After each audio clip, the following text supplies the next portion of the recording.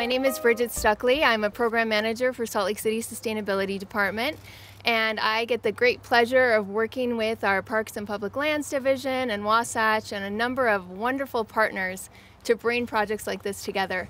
I'm really excited about our lineup of speakers today. Of course, first you'll hear from our Honorable Mayor, Jackie Biskupski, followed by the CEO of Rocky Mountain Power, Cindy Crane. Then we'll hear from our Parks and Public Lands Division Director, Kristen Riker. And last but not least, we'll hear from Ashley Patterson, the Director of Wasatch Community Gardens. Thank you so much for coming out today. Great, thank you. Well, thank you everyone for being here. This is another prime example of how the city is collaborating with multiple partners to bring things to fruition. Thank you for tooting my horn. And so thank you to Wasatch Community Gardens and to Rocky Mountain Power and to the amazing team that I get to work with every day for bringing this to life. This is really a momentous project and one that must be celebrated.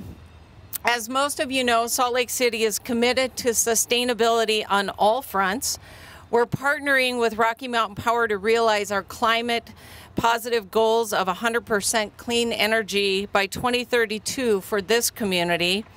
We are investing in access to mass transit and to ensuring our municipal and commercial buildings are clean and efficient, all with the goal of clearing our air. Sustainability means all of those things. It also means fostering a robust local food system. Supporting locally grown food makes our community healthier, more resilient, and reduces our carbon footprint. It also supports our carbon reduction goals in 3 ways. First, when people grow their own food, they reduce their trips to the grocery store and therefore cut back on vehicle pollution. Second, growing more local food lowers our community carbon footprint since we're not importing as much produce from faraway places. And third, using organic methods of garden fertilization reduces our community's methane emissions. Community gardens also preserve open space, making them available as areas to build community relationships. Salt Lake City is seeing an immense amount of development and having the foresight to maintain some land as open space is important for the residents of our community. Community gardening is one of the fastest growing recreational activities in this country. So by investing in these projects, we are investing in the future and the health of Salt Lake City. It takes collaboration and partnership to make this happen, particularly in an area with so many other demands. And so I want to take a moment to recognize Rocky Mountain Power and the partnership they've provided. Without their help, we could not have made this garden a reality. Thank you, Cindy Crane.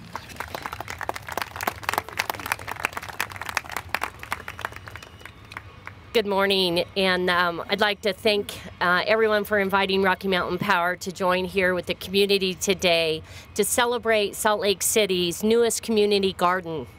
There is no mistake, as we sit here with everybody with their coats on this morning, that Mother Nature is certainly changing her clothes because it's starting to get chilly out here. But what a beautiful sight to be able to see the last of the cool weather crops before they have their final harvest. Mayor Biskupski talked about the importance of collaboration and partnerships. Rocky Mountain Power has a long tradition of partnerships to help our communities be stronger and more vibrant. Whether it's from the food banks we support, to Head Start, to environmental organizations, Habitat for Humanity, the arts, and many, many more. We are very proud to support hundreds of communities and nonprofit organizations throughout our 3-state service territory.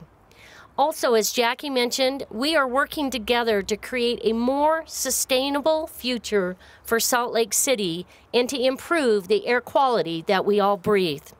Our Watt Smart incentives help our customers cut their energy use. We plan to meet 88% of our future load growth with energy efficiency. We are deploying millions of dollars on electric vehicle charging stations in order to facilitate and make emission-free transportation readily accessible. Our resource mix is becoming greener every day. And we're also putting in place the necessary mechanisms to be able to transition Salt Lake City to a net 100% renewable energy by 2032. This community garden is a prime example of a community partnership. We've partnered with Wasatch Community Gardens for many years to be able to support its youth programs and the spring plant sale, where scores of our Rocky Mountain Power customers have signed up for our Blue Sky Renewable program. Although Rocky Mountain Power holds the contractual rights to this tract of land, we have no immediate need for this property, and we are extremely honored and pleased to be able to join in a partnership with Salt Lake City and Wasatch Community Gardens to create this beautiful community garden. I am reminded of something that Mother Teresa said. None of us, including me, ever do great things, but we can all do small things with great love, and together we can make something wonderful. To everyone who played a part to make this community garden possible, and to those who will cultivate it for its nourishment, I thank you. I thank you for coming together to create something truly wonderful. Have a great day.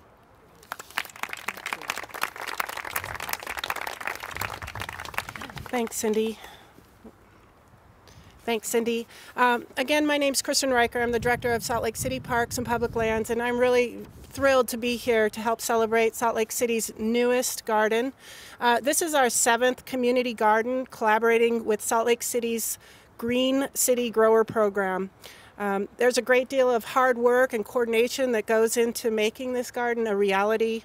Community gardens like this one require a lot of collaboration between city departments, including Public Services, Parks Department, Sustainability, Housing, Neighborhood Development, and the Mayor's Office. In addition, with this park, we also collaborated with Rocky Mountain Power, so thank you to them. We also wouldn't be able to complete this task without our incredible partner, Wasatch Community Gardens, and the dedicated and passionate gardeners in our community that make this plot grow. I'd like to share a bit about the city's Green City Growers program and how gardens like this become a reality.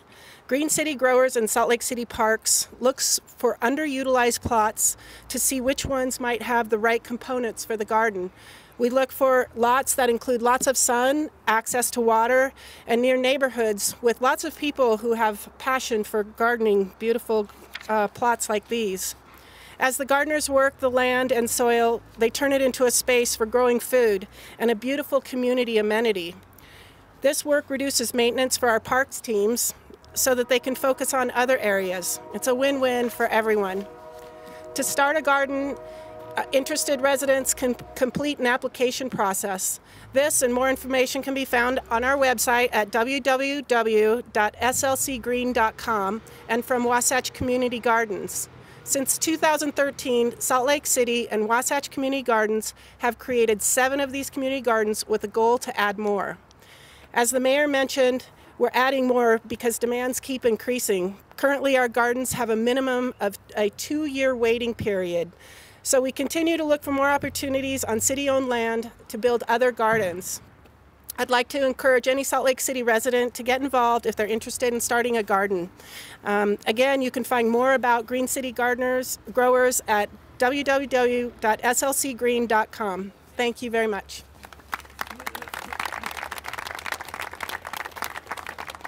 Okay. I'm Ashley Patterson. I'm the director of Wasatch Community Gardens.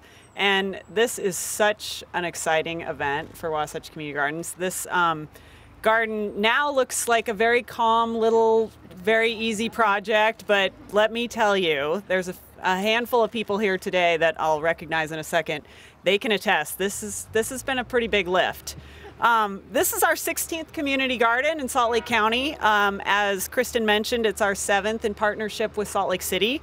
And I think we have to all agree that it's literally it's impossible not to get some warm fuzzies looking around. Like, look at these apartment buildings and the train. We're hearing train whistles. This is as urban as it comes. And for those who are also looking around, there's not a lot of green space in this neighborhood. So this little protected plot is so important to the residents here. This is quickly becoming the densest neighborhood in the entire state. So these sorts of parcels of land are critical to have not only a place for people to grow some food and meet their neighbors, but also to have some open space that isn't buildings and parking lots. One really exciting thing about this site is it's going to connect to the Folsom Trail. And for those who don't know, the Folsom Trail, that's a Salt Lake City initiative where the Jordan River is going to be able to be connected to downtown on a protected parkway. So really look for more progress on that, but it's really exciting. So I think this particular garden space really came about in a way that illustrates the power of individuals to have an impact in their community. And so there's 4 community garden organizers that really need to be recognized today: Ralph Becker, Kate Kopishki, Maggie Gezon, and Ryan Brockway. And I know that most of you are here.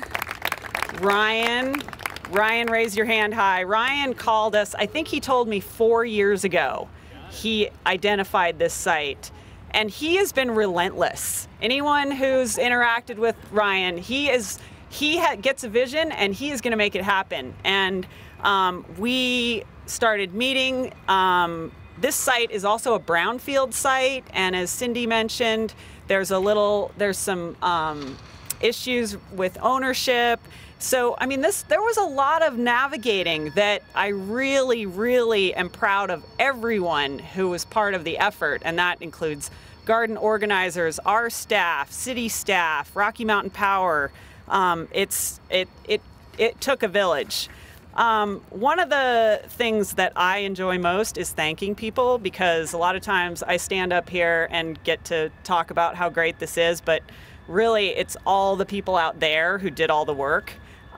So I'm gonna start listing off all the fantastic people that made this garden a reality. So aside from the 4 core organizers, there was a ton of other gardeners. So how many other gardeners are here today? Woohoo! Thank you so much for being involved. Do you have stuff planted already? Bridget Stuchly and Vicki Bennett in the Sustainability Department are such huge advocates for community gardens and all things sustainability in the city. Mayor Biskupski, who really, really went to bat when we had a couple of issues in terms of rights. Aline Bentley and Cindy Crane of Rocky Mountain Power were just hugely helpful in making this garden a reality. And Rocky Mountain Power, as we mentioned, has been a long-time supporter of community gardens in the city, and we're very, very grateful for everything they do. Also, because this site is a brownfield site, it cost a little bit more money to install than most of the gardens that we put in, and so we had a lot of financial support. Salt Lake City Parks and Public Lands Division, of course, huge supporter. State of Utah Department of Heritage and Arts, and that was made possible by Angela Romero, state representative. The Community Foundation of Utah, right back there, Alex and Rosemary. The park at Gateway is a representative from the park here. I know Ryan helped get that. Pioneer Park Coalition, I think I saw David Garbett back there. Thank you. Downtown Alliance, I know Camille's here. Cowboy Partners, is Dan Lofgren here? And then numerous individuals that were nudged by people like Ryan and Maggie and Kate and the organizing committee, like, let's make this part of our neighborhood. We're also grateful to Mark Morris of Voda Design and Landscape, and I know Mark's back there. This is an incredible design, and it's so fun to watch Mark run a design charrette. We're really grateful for a very long time partnership. Also Lowe's, I saw Lowe's. These guys were amazing with donations, time, support. It's such an amazing partnership, and our second garden that we've done together. Also Discovery Gateway's Children's Museum. Anybody here from Discovery Gateway? These guys gave us space for meetings. They helped us with space for building the boxes. Just an incredible community partner. And finally, really want to recognize Van Hoover. Van's back there. He's our staff member who he was tireless in making this garden happen, and always with a big smile on his face. So anyway, thanks to you all, and I think I'm the last speaker. Yay. Thanks again, everyone, for coming. We'll take interviews offline. We've got, of course, our speakers and lots of gardeners here if you'd like to talk to anyone. Great. Thank you.